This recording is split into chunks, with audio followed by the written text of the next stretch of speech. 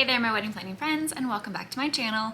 If this is your first time here, thank you so much for clicking on my video.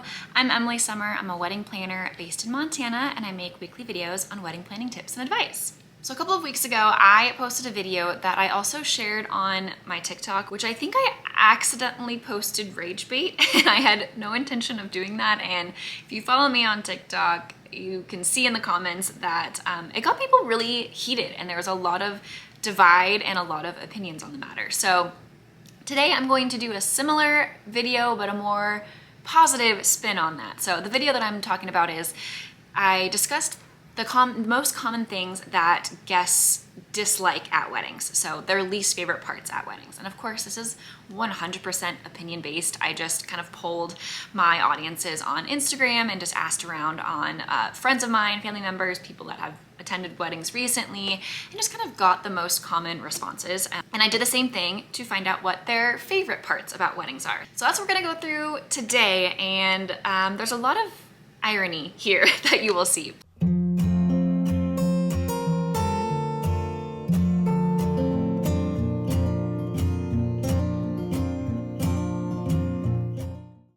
So the most common response that I got when it came to guests' favorite parts about a wedding is the dance floor. Pretty much everyone loves when the formalities are over and the dance floor opens up and you are just having a great time with all of your closest friends and family.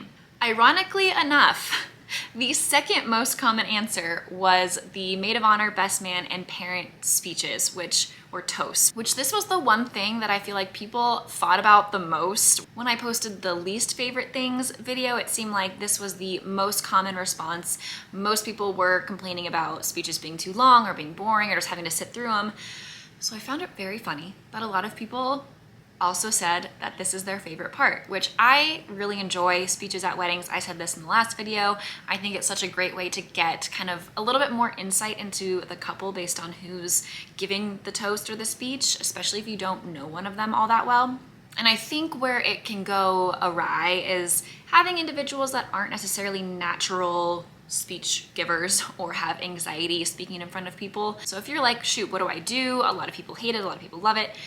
If there's people that you know are not comfortable speaking in front of a lot of guests, a lot of people, have them give their speech in a smaller, more intimate setting like your rehearsal dinner and not at the actual wedding itself. That way they still have their moment, you're still able to share that with them, but they're not feeling pressured to do something that gives them horrible anxiety, and then you're also not putting that uncomfortable feeling on your guests either, because it will show if they're not comfortable, of course, and I think that is what people are referring to when they are not loving speeches at a wedding.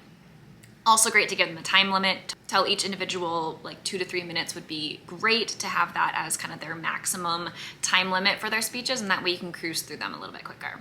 Next is vows, when couples write their own vows. I love, love, love this at weddings too. Again, it's just a more personal, intimate moment, a great way to get a little bit more insight onto their relationship and the reason that you're all there, right? Next, someone said the overall vibes, especially with genuine people. So I think what they meant by this was just having a good time, a somewhat relaxed environment, and a setting that feels like the couple. Like you can tell that, oh, this makes sense for this couple, or this looks like that couple as far as the venue location, the kind of the ambiance, the decor, and the group themselves. Another common response was the dessert, whether that is your wedding cake or having like a dessert variety. Guests love when there's dessert, so if you're thinking about skipping out on that, don't.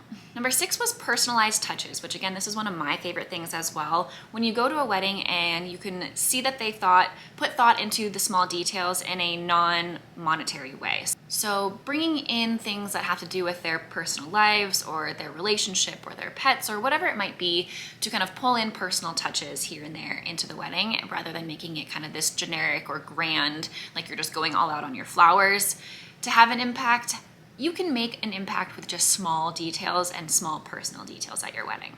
I had a wedding recently where the bride and groom hand wrote individual letters for every single guest at their wedding and had it at their place setting during dinner. And so every guest received this handwritten note from the bride and groom. And I think that's such a special moment and such a special kind of keepsake for the couple, and a great way for them to really feel included in their wedding day and not just another body in the room. And this costs, you know, little to nothing, and it makes such a big impact on your guests. Another common response, which probably comes as a surprise to no one, is free drinks. Obviously, your guests are enjoying an open bar at your wedding, and that isn't to say that if you're having a wedding, you 100% have to have an open bar or a full bar or something like that, but having free drinks at some point in your wedding, whether that's even just at cocktail hour or just during dinner, guests really, really appreciate.